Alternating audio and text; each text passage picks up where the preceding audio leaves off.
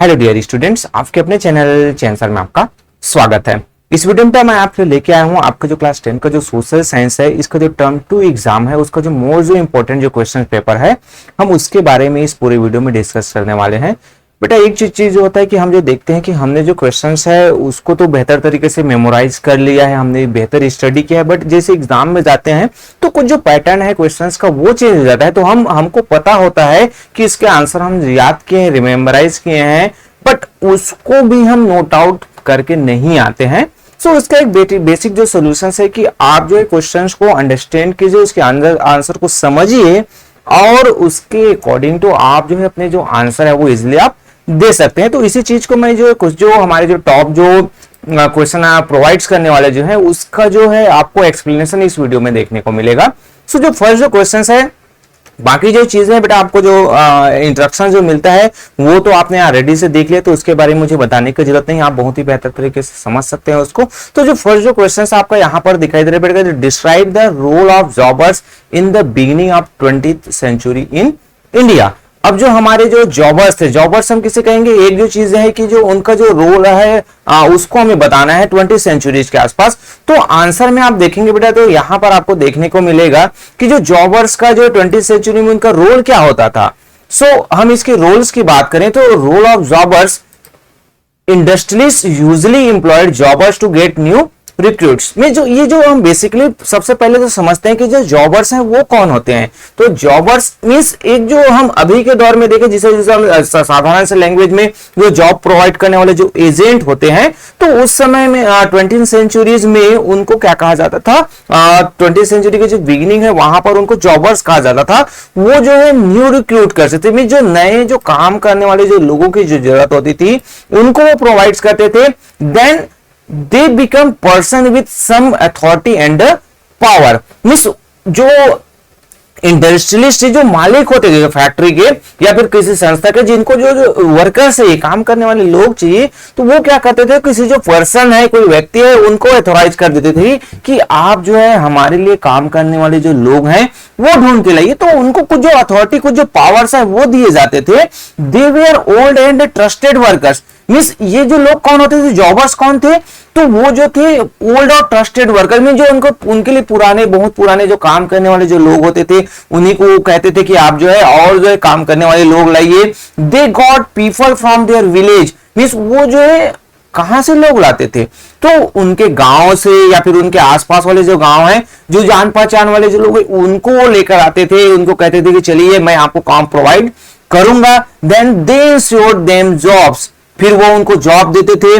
वो उनके रहने के लिए जो है वो सिटीज में वो हेल्प करते थे, उनके रहने के लिए जगह प्रोवाइड करना है या फिर रहने के लिए जगह ढूंढना है, वो हेल्प करते थे। Then they also provide them money, साथ ही साथ वो उनको क्या करते थे, पैसा भी प्रोवाइड करते थे जब उनको जरूरत है कि कभी जो उनका पेमेंट नहीं मिला है या फिर कुछ जो जरूरत के समय उनके पैसे की जरूरत होती तो उनको हेल्प भी करते थे, क्योंकि वो उसके आसपास जान पहचान वाले होते थे। तो यहाँ पर बहुत सारे जो रूल्स हैं वो यहाँ पर कुछ जो पॉइंट्स हैं नोट डाउन करवाए गए हैं। ये तो हो गया बेटा जॉबर से रिलेटेड जो पॉइंट्स है, आप जो जॉब करने वाले जो एजेंट उससे रिलेटेड भी पॉइंट्स आप इसमें नोट डाउन कर सकते हैं। एक चीज याद रखिए हमेशा कि आपको कोई भी जो क्वेश्चन है वो लेफ्ट करके छोड़कर नहीं आना है। आप उसको जिस तरीके से समझते हैं उसके आंसर आपको, वो जो क्वेश्चन है उससे रिलेटेड आंसर आपको देकर ही आना है। देन हम नेक्स्ट जो क्वेश्चन देखें बेटा आपका, classify industries on the basis of ownership and give one example of each category.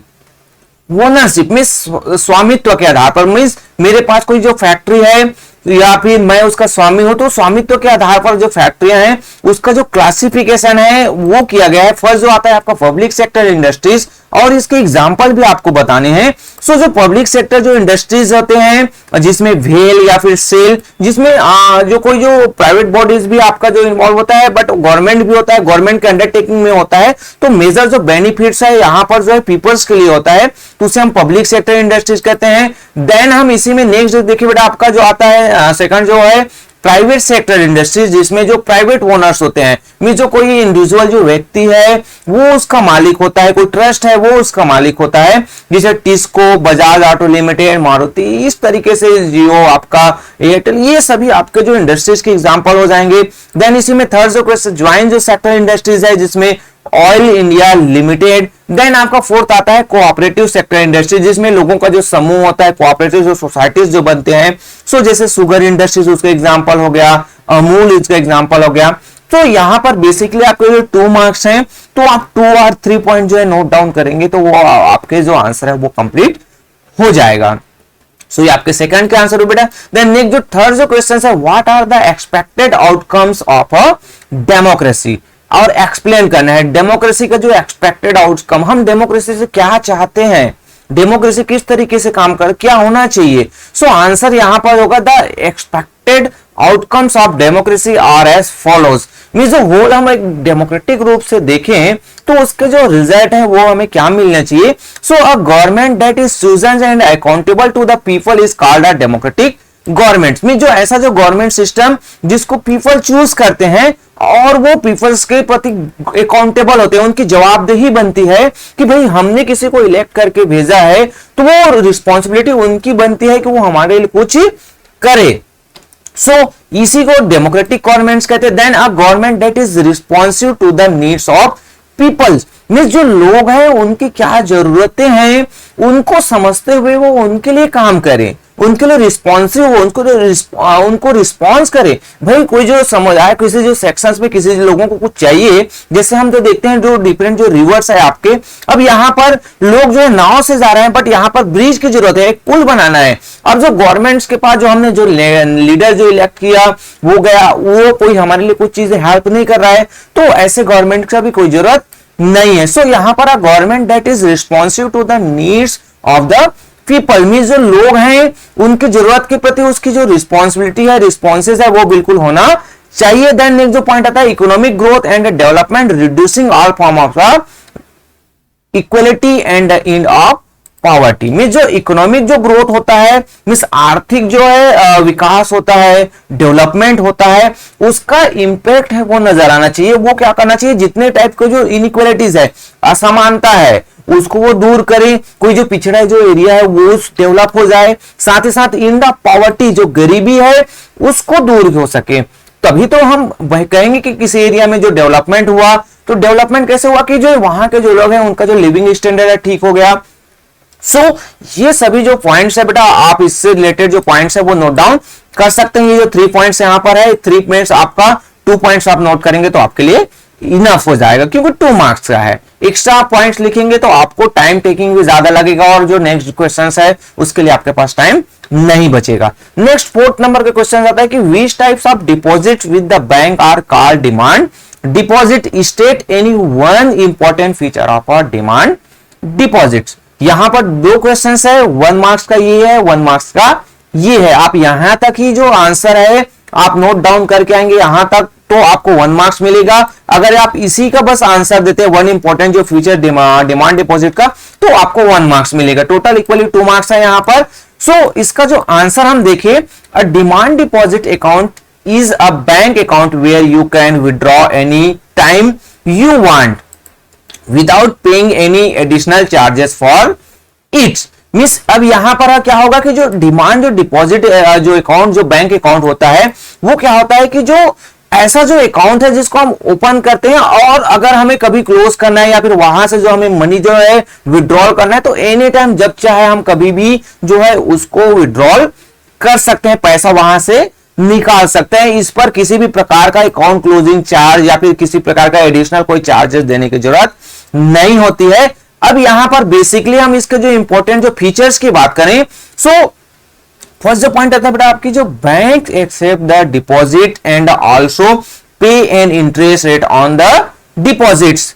Means जो बैंक क्या करता है, एक्सेप्ट करता है, यहां पर डिपॉजिट है वो कि हम बैंक में पैसा दे रहे हैं, अकाउंट ओपन कर रहे हैं, फिर वो जो डिपॉजिट हमने किया है उस पर हमें बैंक के द्वारा इंटरेस्ट भी दिया जाता है। मींस हमें ब्याज भी देते हैं, मींस हमने पैसा को वहां पर रख दिया और उसकी जगह पर हमें इंटरेस्ट भी मिल रहा है, मींस बैंक जो हमें एक्स्ट्रा पैसा दे रहा है।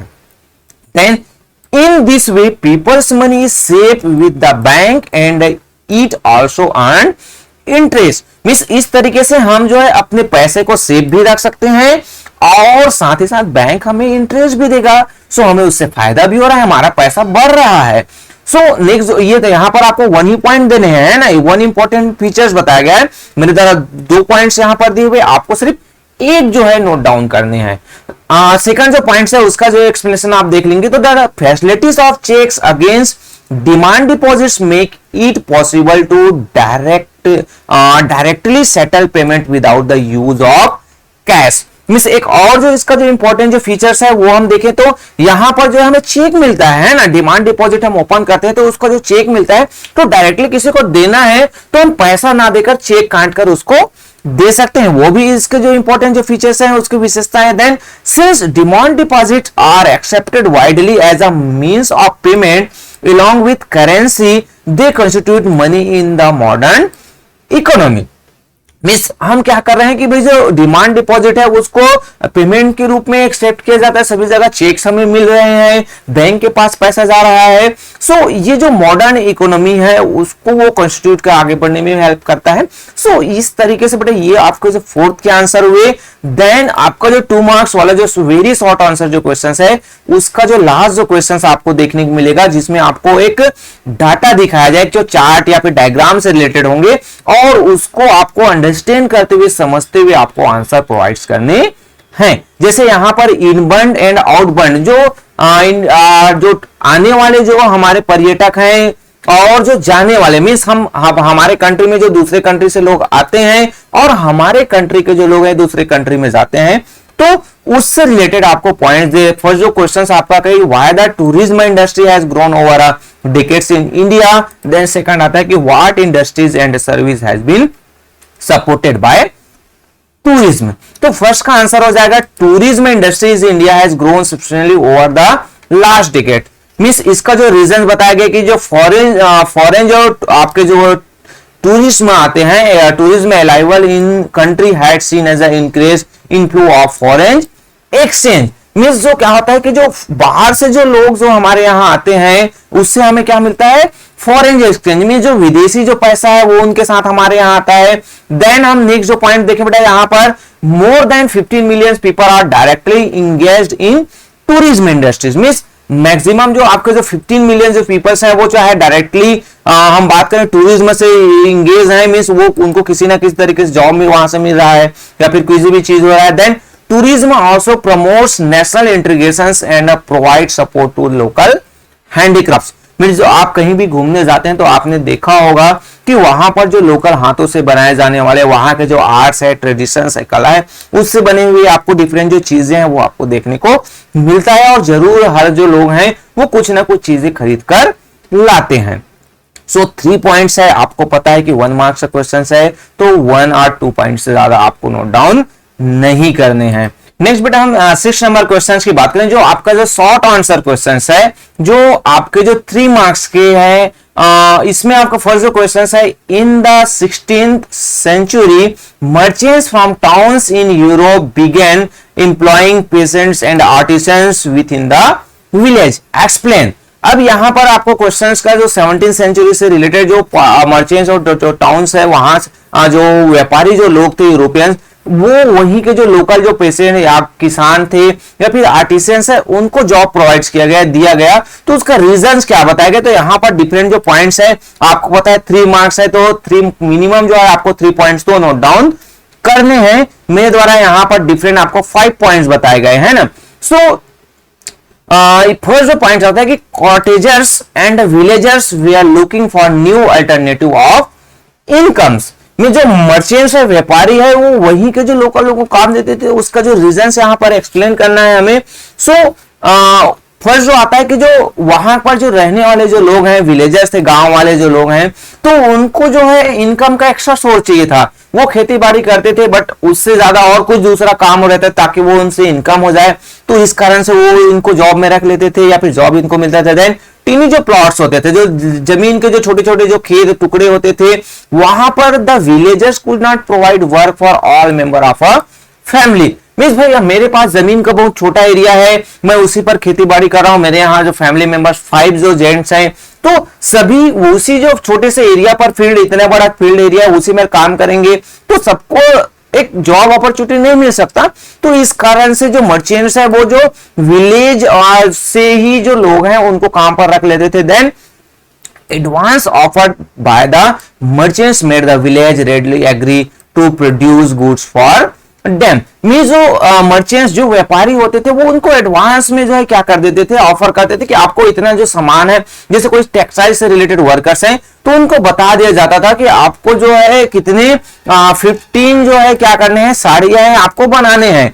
तो उनके पास एडवांस में काम चला गया, उनको एडवांस में ऑफर चला गया, तो लोग हैं वो काम करने के लिए हमेशा तैयार रहते थे। Then by working for the merchants they could continue to remain in the village and do cultivation also. Means ये जो व्यापारी है उनके लिए जो लोग काम कर रहे हैं तो वो अपने गांव में रहते हुए उनको काम मिल रहा है, साथ ही साथ वो अपना खेती बाड़ी का भी काम कर रहे हैं। सो ये तो आपका 4 का पॉइंट हुआ। देन लास्ट जो it was possible to have full use of family labour force. Means यहां पर आपको घर में आपका काम दिया जा रहा है, वहीं पर आपको काम दिया जा रहा है, तो आप जितने परिवार के जितने भी लोग हैं वो सभी काम कर सकते हैं। तो लेबर जो फोर्सेस है, फैमिली मेंबर्स है, उनका सभी का यूज होता था। सो बेटा यहां पर आपके लिए 6 जो पॉइंट्स है आपको पता है 3 मार्क्स के हैं, 3 पॉइंट्स आपके लिए इनफ है। अगर देना चाहे तो एक्स्ट्रा 4 पॉइंट आप जो है नोट डाउन कर सकते हैं, बट ज्यादा पॉइंट देने की जरूरत नहीं है, आपका टाइम वेस्ट होगा, उसके अलावा कुछ नहीं। देन नेक्स्ट 7th नंबर का जो क्वेश्चन है, जो शॉर्ट क्वेश्चन है, democratic government is practice are non as accountable support the statement with arguments. अब यहां पर जो डेमोक्रेटिक गवर्नमेंट से ले लेना है कि वो जो है हमारे लिए अकाउंटेबल्स होते हैं, तो उससे रिलेटेड आपको पॉइंट्स देने हैं। यहां पर भी आपको यानी 3 पॉइंट्स देना है, एक एक पॉइंट्स आपके 1 मार्क्स के होंगे, 3 हुआ है। अब यहां पर मेरे द्वारा आपको डिफरेंट जो 4 पॉइंट्स है वो बता दिए गए, जो आपको शॉर्ट और इजी लगे वो 3 पॉइंट्स आप नोट डाउन कर दीजिए, आपको 3 मार्क्स जरूर मिलेगा। फर्स्ट जो पॉइंट्स है हम देखें यहां पर, it is right to expect democracy to form a government that follows procedure and is accountable to the people. Means यहां पर क्या होता है कि जो it is right to expect democracy, means जो डेमोक्रेसी में क्या होता है कि वहां पर जो है गवर्नमेंट का जो फॉर्मेशन होता है, और यहां पर एक जो डिफरेंट जो फॉलो प्रोसीडर्स है, जैसे इलेक्शन होगा, इलेक्शन के बाद जो मेजोरिटी में जो पार्टीज होंगी उनका गवर्नमेंट का जो फॉर्मेशन होगा, और वो जो गवर्नमेंट बनेगा वो जो है पीपल्स के प्रति अकाउंटेबल्स होंगे, क्योंकि जो पीपल्स ने उनको इलेक्ट करके अपने रिप्रेजेंटेटिव के रूप में वो वहां पर भेजे हैं। देन जो सेकंड आता है कि इट इज आल्सो एक्सपेक्टेड, यहां पर सॉरी गैप करना है ना, it is also expected that the democratic government develops mechanism for citizen to take part in decision making whenever they think it is fit. Means यहां पर जो एक जो डेमोक्रेटिक जो गवर्नमेंट्स है वहां पर एक जो ऐसा जो सिस्टम्स के हम कल्पना करते हैं, एक्सपेक्ट कर सकते हैं कि भाई पीपल्स को भी जो डिसीजन, जो सिटीजन है जो उनके लिए इलेक्ट किए हैं, उनको भी डिसीजन मेकिंग है वहां पर उनको शामिल किया जाए। मीन्स लोगों को पता चलना चाहिए कि उनके लिए जो बनाया जा रहा है, जो लॉज जो एक या फिर एक्ट इंट्रोड्यूस किया जा रहा है, सो उनके बारे में नॉलेज होना चाहिए, उनको भी व्यूज है उनसे लेना चाहिए। देन जो थर्ड जो पॉइंट आता है that democratic government is accountable to the people, it ignores the will of the people, they will not elect their rulers in the next general election।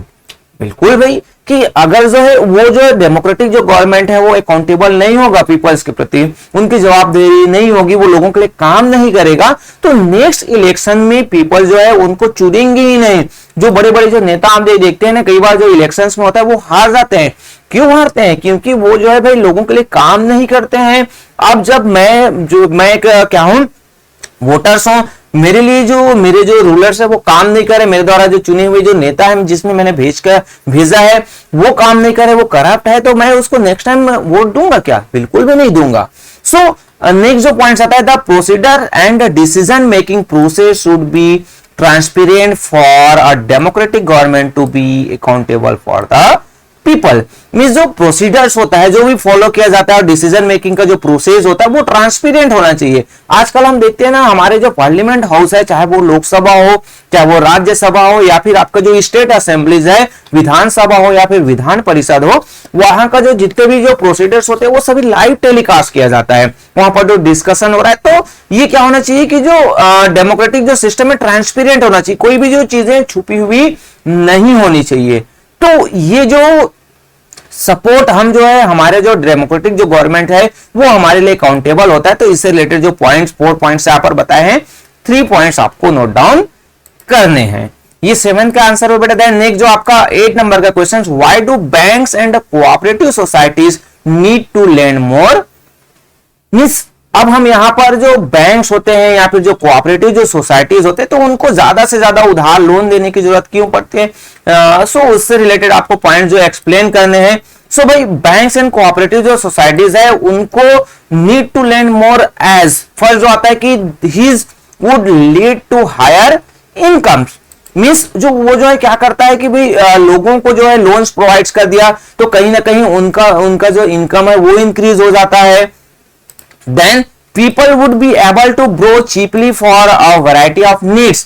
Means अब हमारे पास पैसा नहीं है तो भाई हम कुछ चीजें खरीद पाएंगे क्या? नहीं खरीद पाएंगे। बट वही जो चीज होता है कि हमने बैंक से लोन ले लिया और हम लोन के थ्रू उस चीजों को परचेज कर सकते हैं। सो ये आपका सेकंड पॉइंट हुआ। Then third, they would be able to grow crops and set up small scale industries. Means हमें जो जैसा कोई फार्मर्स हैं तो वो बैंक से लोन लेगा, कोऑपरेटिव सोसाइटी से लोन लेगा और वो क्रॉप ग्रो कर सकता है, फसल उगा सकता है, बेहतर एग्रीकल्चर कर सकता है, साइंटिफिक मेथड से कर सकता है। साथ ही साथ वो कोई स्मॉल जो स्केल इंडस्ट्रीज है या फिर जो कॉटेज इंडस्ट्रीज है वो ओपन कर सकता है। Then cheap and affordable credits is crucial for the country's development. में जो सस्ता जो लोन है जो प्रोवाइड किया जाता है लोगों को, वो जो कंट्री के जो डेवलपमेंट के लिए बहुत ही ज्यादा इंपॉर्टेंट है।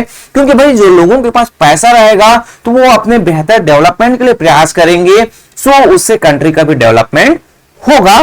देन जो लास्ट जो पॉइंट आता है कि to save and reduce the dependence on informal sources of credit. Means bank के द्वारा हमें लोन मिल रहा है तो हम जो है कोऑपरेटिव सोसाइटी के द्वारा लोन मिल रहा है, तो हम कोई जो साहूकार है जिनके पास हायर जो इंटरेस्ट पर जो लोन है हम क्यों लेंगे, उनके पास से क्यों पैसा लेंगे हम। सो ये जो है डिपेंडेंस, जो साहूकार के पास जो लोग जो डिपेंड होते हैं उनसे लोगों को बचाने का प्रयास काम करता है। सो यहां पर भी आपको 3 पॉइंट्स करने हैं। 3 में से ज्यादा आपको शॉर्ट पॉइंट लगा, 4 पॉइंट्स नोट कीजिए, उससे ज्यादा बिल्कुल भी नहीं करना है। नेक्स्ट हम बेटा और मिस, वो जो आपके लिए एक ऑप्शन है कि आप उसको कीजिए या फिर इसको कीजिए। सो आर में आपको the impact of globalisation has not been uniform explain with example. अब यहां पर जो ग्लोबलाइजेशन है उससे रिलेटेड पॉइंट्स आपको नोट डाउन करने कि वो एक समान क्यों नहीं है और उसके जो एग्जांपल देते हुए आपको एक्सप्लेन करना है। सो यहां पर while globalization has benefited well of consumer and also producer with skill, educations and wealth, many small producer and workers have suffered as a result of their rising competition. Miss ये जो हमारा जो globalisation है उनका जो impact है वो सभी के लिए एक समान नहीं होता है। मींस किसी को फायदा होता है, किसी को नुकसान होता है।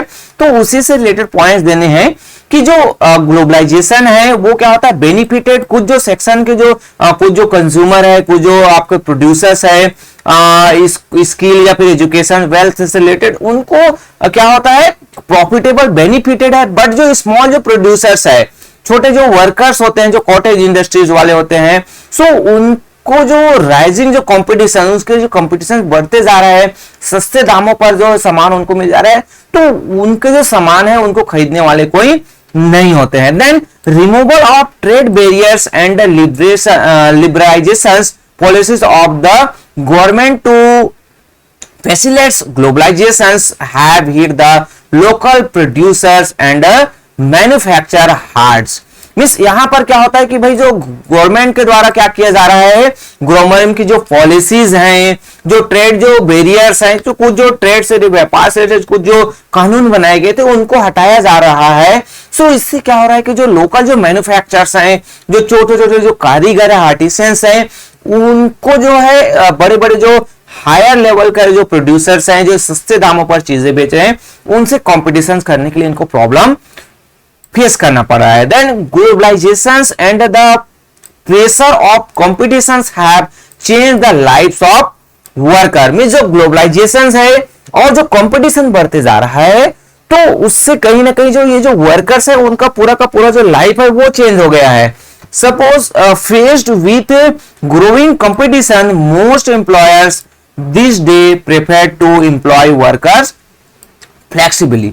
मींस यहां पर क्या हो रहा है कि भाई जो कंपटीशन तगड़ा है ना, अब एम्प्लॉयर चाहता है कि भाई मेरा काम कब तक बेहतर तरीके से चलेगा, तो मैं परमानेंट जो वर्कर्स रखने से अच्छा है कि मैं जो है क्या हो, फ्लेक्सिबल वर्कर रखूं। मींस मुझे आज जरूरत है, इस महीने तक जरूरत है, 15 दिन तक, 15 डेज तक जरूरत है, तो मैं उतने दिन तक ही वर्कर रखूंगा, फिर उनको बाद में निकाल दूंगा।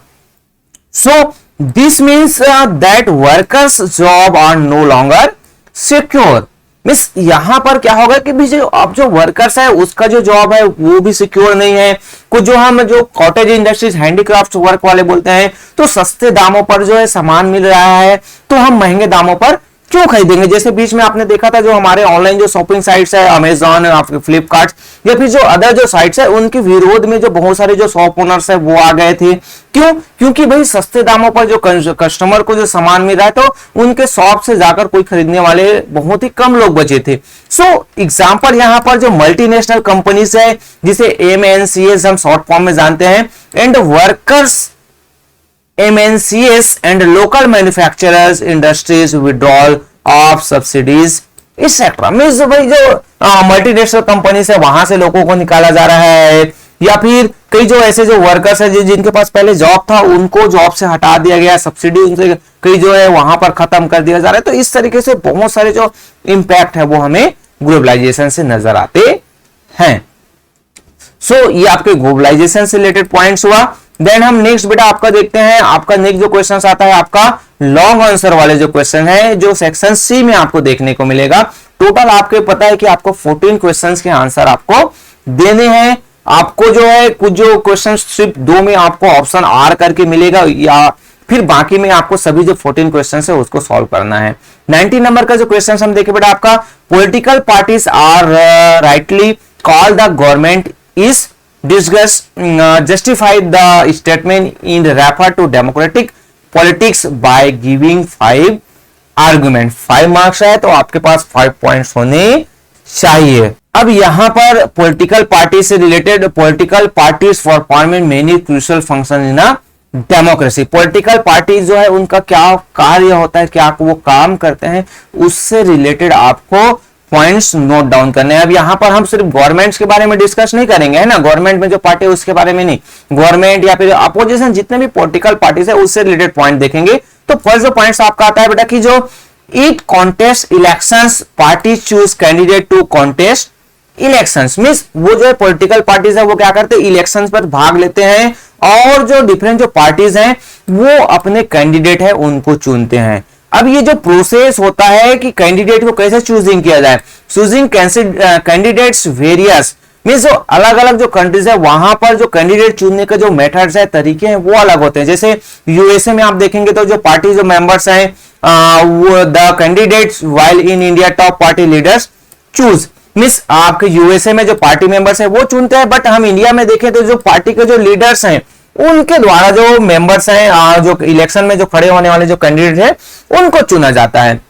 सेकंड पॉइंट आता है कि it put forward policies and programmes and people choose them. अब ये क्या करते हैं कि जो उनकी जो पॉलिसीज है, उनके जो प्रोग्राम्स हैं, वो लोगों को बताते हैं कि हमारा जो गवर्नमेंट बनेगी या फिर हम गवर्नमेंट में आएंगे, या फिर हमारी पार्टी का क्या व्यूज है, क्या स्टैंड्स है, और जो लोगों को जो पसंद आता है, जो पॉलिटिकल पार्टीज के जो व्यूज है, उसके जो स्टैंड्स हैं, उनके जो पॉलिसीज है वो पसंद आते हैं, तो पीपल्स उनको चूज कर लेते हैं। Then they pile of similar opinion into a major stands that the party support usually on the line of ruling.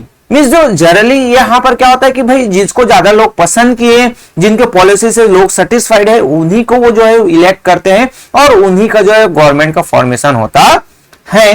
Then यहां पर जो थर्ड जो पॉइंट्स हम देखें कि जो they make laws, legislatures make laws since the majority of the member are from a party, they go by the lines party text। Means जो हम जो यहाँ पर बात कर रहे हैं आपका कि जो लेजिस्लेचर्स है वो लॉ बनाते हैं, संसद में हमारे पार्लियामेंट हाउस है वहां पर वो कानून बनाने का काम करते हैं। और ये जो मेजोरिटी है, क्योंकि जो रूलिंग पार्टी है उसी के जो नंबर्स है वो ज्यादा होते हैं, तो ज्यादातर जो देखा जाता है कि जो लेजिस्लेचर जो बनाने, जो लॉ बनाने का जो काम है वो रूलिंग पार्टी के द्वारा किया जाता है, क्योंकि उन्हीं के जो मिनिस्टर्स होते हैं वहां पर।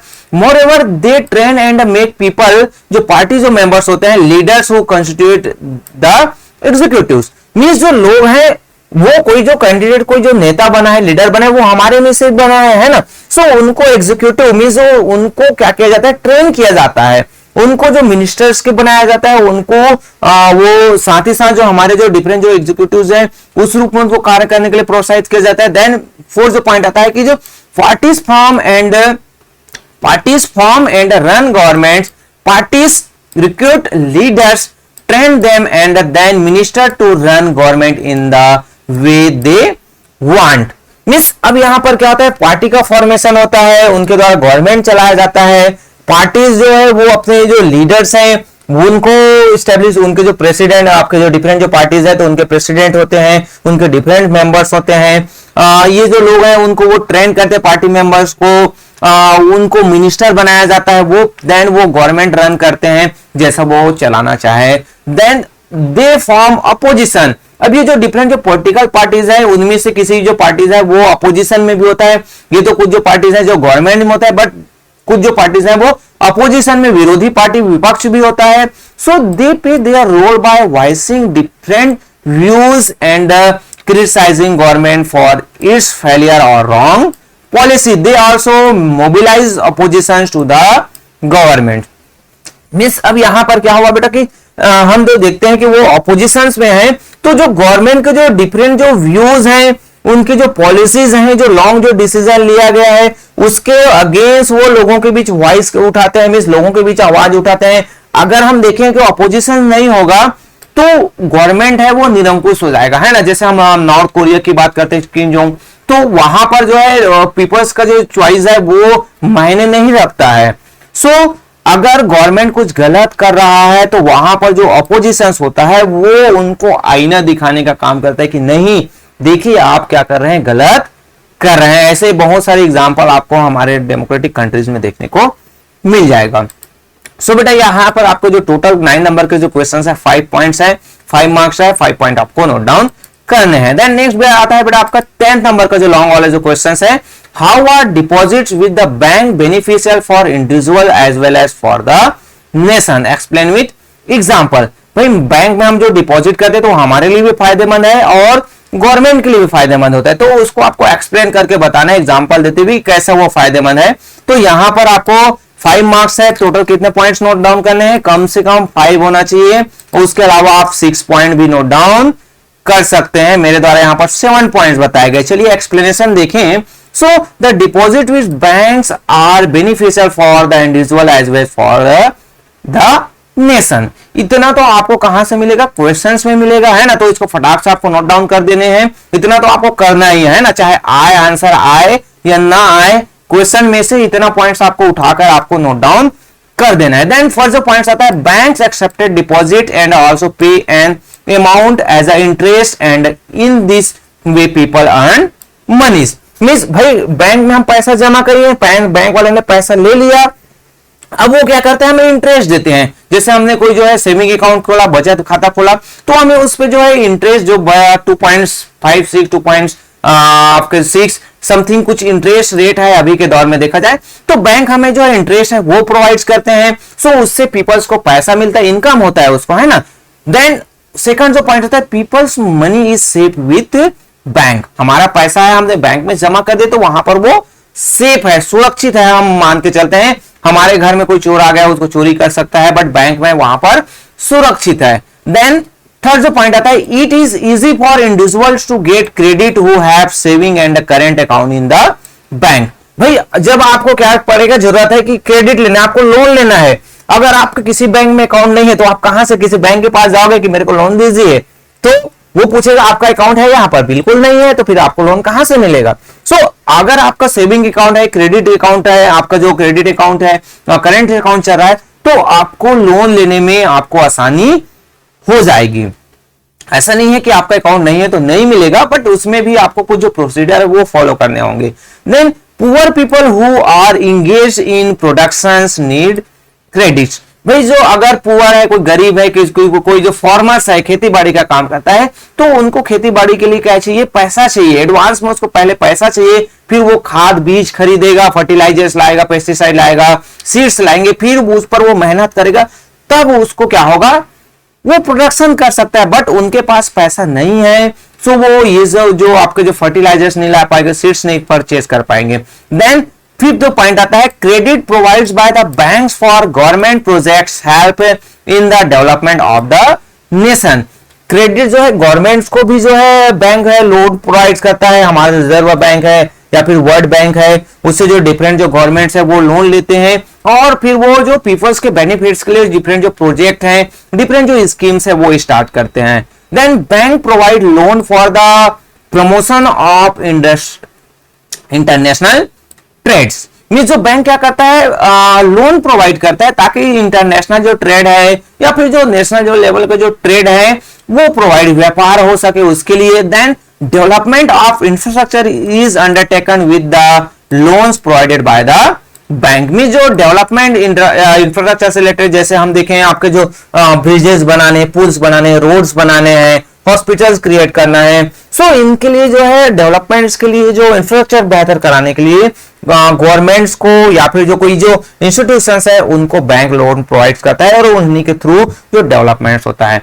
तो 7 पॉइंट्स है, मिनिमम 5 पॉइंट्स होना चाहिए। आप देन आपको लगता है 5 पॉइंट्स इनफ है या फिर 1 पॉइंट और नोट डाउन करने, तो 6 पॉइंट कीजिए बेटा, उससे ज्यादा आपको पॉइंट्स नोट डाउन नहीं करने हैं। तो ये आपके 10 के हुए। देन नेक्स्ट आपका आता है, इसी में 10th नंबर के क्वेश्चंस आर, मिस आप उसको बनाइए या फिर इसको बनाइए। अब explain any 5 facilities available in the special economic zone develop by the central and state government to attract foreign investment. अब यहां पर आपको जो फॉरेन सेंट्रल गवर्नमेंट या फिर जिसे हम स्पेशल इकोनॉमिक जोन, जिसे सीज के रूप में भी हम शॉर्ट फॉर्म में जानते हैं, सो उनके द्वारा जो सेंट्रल गवर्नमेंट के द्वारा जो फॉरेन इन्वेस्टमेंट से रिलेटेड पॉलिसीज बनाई गई, तो यहां पर डिफरेंट पॉइंट्स आपको देखने को मिलेंगे। हम पहले पॉइंट्स देख लेते हैं, फिर हम 5 पॉइंट्स यहां पर आपको नजर आएंगे। अब इसका जो एक्सप्लेनेशन हम यहां पर करें बेटा, तो जो 5 जो facilities available in the special economic zone by the central and state government to attract foreign investment are. Foreign investment यहां तक है, बस आपको लास्ट में आर नोट डाउन करना है और इतना तो आपको लिख ही देना है, क्वेश्चन में से नोट डाउन कर देना है।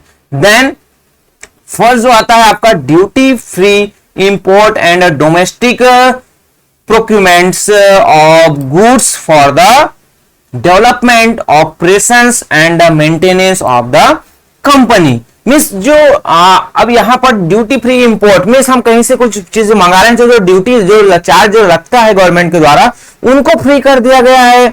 साथ ही साथ जो आपके जो डोमेस्टिक से रिलेटेड जो यहाँ पर जो गुड्स प्रोड्यूस करे, जो बना रहे हैं या फिर कंपनी से मेंटेनेंस, तो ये सभी जो चीजें हैं वो गवर्नमेंट के द्वारा ये जो फैसिलिटीज है वो प्रोवाइड किया गया। स्पेशल जो इकोनॉमिक जो जोन बनाए गए हैं सेंट्रल और इन्वेस्टमेंट आपके जो आपके स्टेट गवर्नमेंट के द्वारा, ताकि जो फॉरेन जो इन्वेस्टमेंट है, विदेशों से जो पैसा है, विदेशों के जो ट्रेडर्स हैं, विदेशों के जो इंडस्ट्रीज हैं, वो इंडिया में पैसा लगाए, तो यहां पर वो पैसा सामान लाएंगे, अपनी फैक्ट्री लगाएंगे, तो उनको कोई ड्यूटी फीस नहीं देना पड़ेगा। देन सेकंड पॉइंट्स की हम बात करें बेटा, कोई 100% इनकम टैक्स, अब जो इनकम जो टैक्स देते हैं उस पर 100% जो छूट है वो दिया जाएगा। मींस जो on export income for first 5 years में जो 5 सालों तक आपको एग्जेम्प्ट करके रखा जाएगा, आपको छूट मिलेगा कि आपको 100% कोई भी टैक्स नहीं देना है। आप एक्सपोर्ट करते हैं, यहां पर जो प्रोडक्शन हुआ है उसको आप दूसरी जगह भेज रहे हैं, तो फर्स्ट 5 ईयर पर आपको कोई टैक्स नहीं देना पड़ेगा। Then 50% for 5 years thereafter and 50% of the export profit reinvested in the business for the 5 years। Means यहां पर क्या करेगा, आपको जो 5 years तक तो कोई भी टैक्स नहीं देना है, फिर आपको नेक्स्ट जो 5 years है वहां पर आपको सिर्फ 50% देना पड़ेगा, और अगर 50% आप फिर से वहीं पर री इन्वेस्टमेंट कर रहे हैं तो उस पर भी आपको कोई टैक्स देने की जरूरत नहीं है। देन थर्ड जो पॉइंट आता है कि exemptions for the goods and services, जो जीएसटी गुड्स एंड सर्विस जो टैक्स की हम बात करते हैं, सो उस पर जो है क्या है, उस पर भी छूट मिलेगा आपको। गुड्स एंड सर्विस जो टैक्स हम दे रहे हैं उसको भी आपको पेमेंट नहीं करना है। देन ये जो इंपोज किया जाता है, ये जो लगाया जाता है स्टेट गवर्नमेंट के द्वारा ये लगाया जाता है, तो उस पर भी आपको छूट है। supplies to sales are zero rated under the IGST Act 2007 means they are not taxed। Means आप जो है कोई जो फॉरेनर्स है यहाँ पर इन्वेस्टमेंट कर रहा है तो उनको जो है कोई भी जो जीएसटी है जो लगाया जाता है स्टेट गवर्नमेंट के द्वारा वो देना नहीं पड़ेगा। ये जो सेज है, जो स्पेशल इकोनॉमिक जो जोन जो डेवलप किया गया है उसके थ्रू ये आपको छूट मिलेगा। देन फोर्थ जो पॉइंट आता है कि जो एक्सटर्नल जो कमर्शियल जो बोरोइंग है, जिसे शॉर्ट में ईसीबी कहा जाता है, इज अलाउड अप टू आपके जो 500 जो मिलियन है यूएस डॉलर है ईयर विदाउट रिस्ट्रिक्शंस। मीन जो एक्सटर्नल जो कमर्शियल जो बोरियर्स है, मीन जो हम जो 5 मिलियन जो 500 मिलियन जो यूएस डॉलर है उससे रिलेटेड उतना जो कमर्शियल जो ब्रोविंग्स है वो हम कर सकते हैं। Then for developers of an SEZ the ECB channel में be avail after receiving government approval and only for providing infrastructure facilities in the zone. Means यहां पर क्या हुआ बेटा कि जो स्पेशल जो इस फील्ड में और क्या है कि जो आपको क्या करना पड़ेगा, इंफ्रास्ट्रक्चर जो फैसिलिटीज है वो यहां पर प्रोवाइड किया जाएगा। However ECB will not be permissible for the development of integrated township and commercial real estate within the SEZs. Means भाई अगर आप यहां पर क्या कर रहे हैं, ये जो ईसीबी जो आपको एक्सटर्नल कमर्शियल जो ग्रोइंग की बात किया गया है, ये छूट कब नहीं मिलेगा, कब तक इसका परमिशन आपको है, अगर ये जो आप क्या कर रहे हैं कि कोई जो टाउनशिप आप बना रहे हैं, कोई जो कमर्शियल जो रियल इस्टेट से रिलेटेड आप बिल्डिंग्स बना रहे हैं, कोई जो कमर्शियली आप बड़ा इंटीग्रेटेड बड़ा टाउन प्लानिंग कर रहे हैं, तब ऐसे सिचुएशन में ईसीबी है उसका जो प्रॉफिट है उसका जो लाभ है आपको नहीं मिलेगा। देन लास्ट जो पॉइंट आता है कि permission to manufacture products directly as long as the goods you are producing fall within a sector which allows 100% FDI। Means जो आप जो है क्या कर सकते हैं, तो मैन्युफैक्चर जो प्रोडक्ट्स है वो डायरेक्टली आप कर सकते हैं। प्रोडक्ट्स का जो आपका जो क्या करना है, आपको प्रोडक्शंस करना है वो आप डायरेक्टली कर सकते हैं। और यहां पर भी अगर आपका जो ये जो प्रोड्यूसिंग जो सेक्टर्स में आपका आता है, सो आपको 100% जो FDI है वो आपको क्या करता है, उसकी सुविधाएं आपको दी जाती है। सो ये आपके बेटा और जो 10 नंबर जो क्वेश्चन है उससे रिलेटेड हुआ। देन नेक्स्ट क्वेश्चन आपका 11 नंबर का है, read the given text and answer the following questions. अब यहां पर जो टेक्स्ट क्वेश्चंस जो दिए गए हैं, यहां पर ये जो आपके पैसेज वाले जो क्वेश्चंस है बेटा, आपको पैसेज को पढ़ना है, समझना है और उससे रिलेटेड आंसर है वो आपको देने हैं। बेसिकली आप अगर बेहतर तरीके से उसको रीड करते हैं तो इजीली जो है आप इसके आंसर प्रोवाइड कर सकते हैं। ये आपके जो बोनस मार्क्स के रूप में आप इसको काउंट कर सकते हैं अगर इसको आप सही तरीके से रीड करते हैं। यहां पर आपको क्वेश्चंस देखने को मिलेगा कि which were standardised products produced for a mass market, then who were considered as the upper class in a Victorian Britain, and why were homemade products popular among upper class। सो हम यहाँ पर answer देखें तो first जो आपका क्या आ जाएगा, uniform आ जाएगा, फर्स्ट का आंसर है। देन सेकंड आएगा आपके aristocrats and bourgeoisies were consider as the upper class. Means जो आपके जो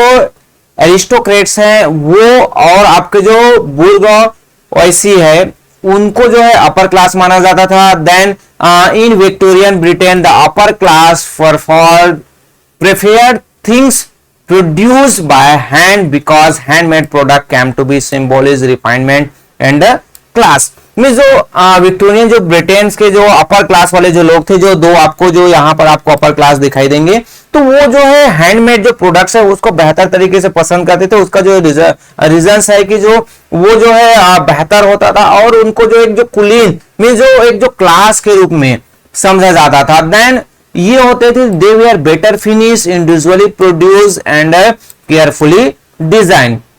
मीन्स उनकी जो फिनिशिंग जो टच है वो बेहतर होती थी क्योंकि किसी पर्टिकुलर व्यक्ति के द्वारा उसको बनाया जाता था, इंडिविजुअली उसको प्रोड्यूस किया जाता था और उसका जो डिजाइन है उसको बहुत ही केयरफुली, बहुत ही ध्यान देकर उनको डिजाइनिंग किया जाता था।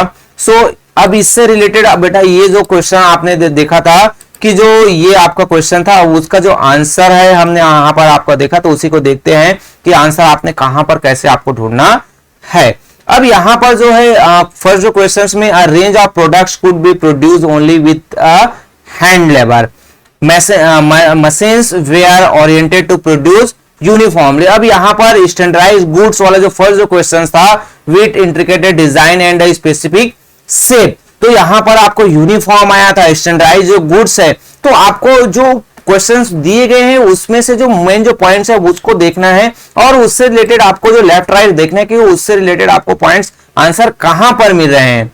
देन अब अपर क्लास के बारे में पूछा गया था, यहां पर आपको देखना होगा अपर क्लास। तो in the Victorian Britain the upper classes कौन कौन थे? आपके जो अपर क्लासेस में हमने देखा था द एरिस्टोक्रेट्स और आपके जो बुर्गोनीज जो थे, ये आपके जो दोनों अपर क्लास थे, तो ये आपका जो आंसर अपर क्लास यहां पर दिया। देन यहीं पर ही जो उनको प्रिपेयर जो थिंग्स प्रोड्यूस बाय हैंडमेड, जो हैंडमेड जो प्रोडक्ट्स है उनको पसंद थे, हैंडमेड प्रोडक्ट्स यहां पर आया है, तो आपको आंसर भी इसी से related. In Victorian Britain the upper class preferred things produce by hand.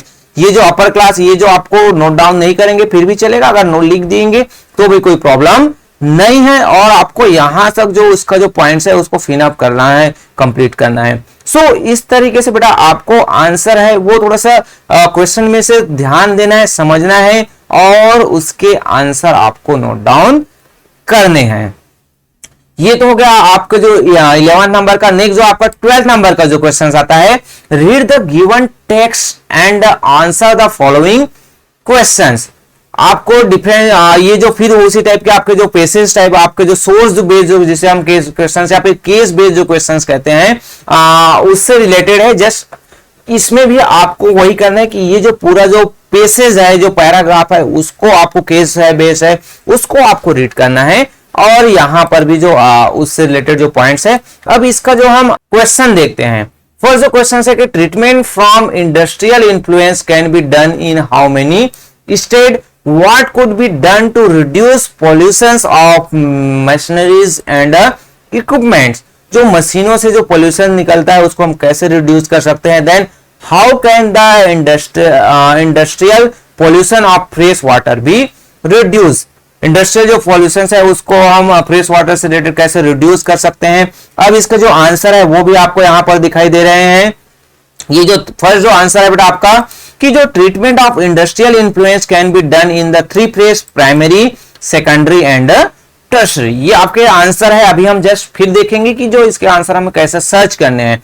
Then in order to reduce pollutions of machineries and equipment, generators fitted with silencer can be used। Means भाई हमें अगर क्या हो रहा है, पॉल्यूशन हो रहा है या फिर किसी से साउंड पॉल्यूशन हो रहा है, नॉइस पॉल्यूशन, एयर पॉल्यूशन है, तो वहां पर हमें क्या करना है, साइलेंसर लगाना है। सो बेटा हम 12.3 की बात करें, सो उसका जो क्वेश्चन था कि जो इंडस्ट्रियल जो पॉल्यूशन है, जो फ्रेश वाटर होता है उसको हम कैसे कम कर सकते हैं। सो जो डिफरेंट जो पॉइंट्स यहाँ पर दिए हुए गए ये आपको आपके केस बेस्ड आंसर में ही मिल जाएंगे, है ना। फर्स्ट जो पॉइंट है harvesting of rain water to meet water requirements, water requirement से रिलेटेड है हमें, तो उसके लिए हमें रेन वाटर हार्वेस्टिंग करना पड़ेगा।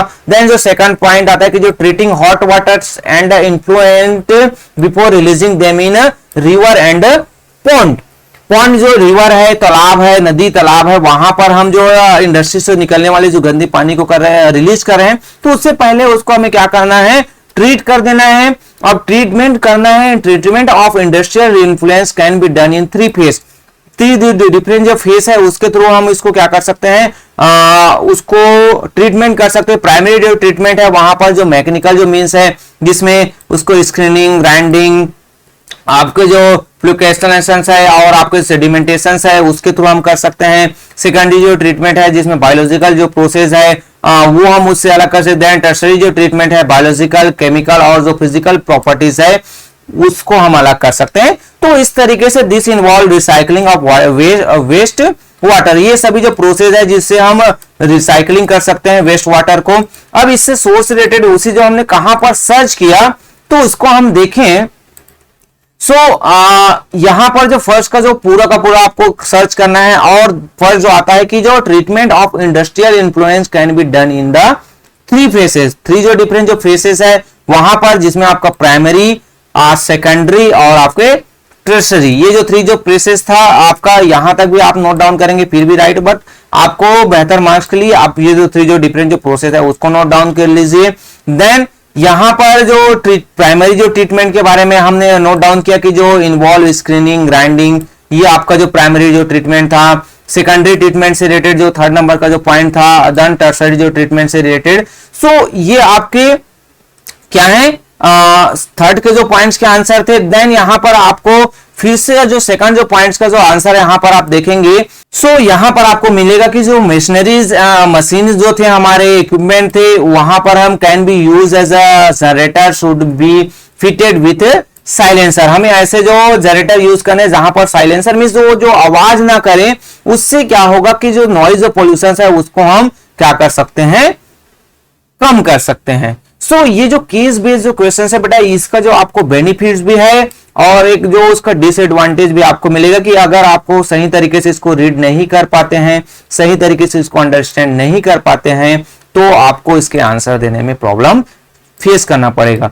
देन लास्ट जो सेक्शन ई आता है वो मैप स्किल वाला है। तो इससे रिलेटेड मैप को आपको दिया जाएगा, आउटलाइन मैप ऑफ इंडिया होगा, वहां पर हिस्ट्री से रिलेटेड और आपके ज्योग्राफी से रिलेटेड कुछ जो पॉइंट्स दिए होंगे उनको आपको नोट डाउन करना है। अब यहां पर आपका क्या होगा, फर्स्ट जो प्लेस है वो आपका हिस्ट्री से, the place where civil disobedience movements है वो स्टार्ट हुआ था। और जो सेकंड जो है आपका किससे रिलेटेड है, ज्योग्राफी का जो है कलपक्कम न्यूक्लियर पावर स्टेशन, या फिर आपका ऑप्शन दिया गया है राजीव गांधी इंटरनेशनल एयरपोर्ट, या फिर जो सेकंड आएगा कांडला मेजर सी पोर्ट।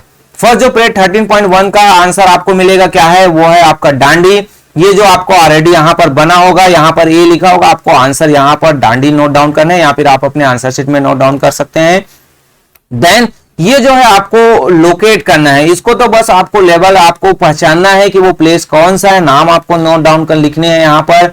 सेकंड में आपका आ जाएगा राजीव गांधी, फर्स्ट जो क्वेश्चन था आपका कलपक्कम न्यूक्लियर पावर स्टेशन, तो यहाँ पर आपका कलपक्कम न्यूक्लियर पावर स्टेशन, इसको बेटा आप जो बेसिकली मैं बार बार बोल रहा हूँ कि जो मैप बेस्ड जो क्वेश्चन होते हैं उसको आपको प्रैक्टिस करना पड़ेगा। आपने ऐसा देख लिया और लगेगा कि नहीं मैं तो कर सकता हूं, बट वो जब एग्जाम में आएगा तो आपको ये जो प्लेस है, सपोज ये इस मार्क को आपने जस्ट यहां पर कर दिया तो वो जो है आपका क्या हो जाएगा, रॉन्ग हो जाएगा। या फिर ये यहां पर है, आपने इसको इस प्लेस पर कर लिया तो वो क्या हो जाएगा, आपका रॉन्ग हो जाएगा, आपको उसमें मार्क्स नहीं मिलेगा, क्योंकि जो पर्टिकुलर जो प्लेस है वो वहीं पर लोकेटेड है।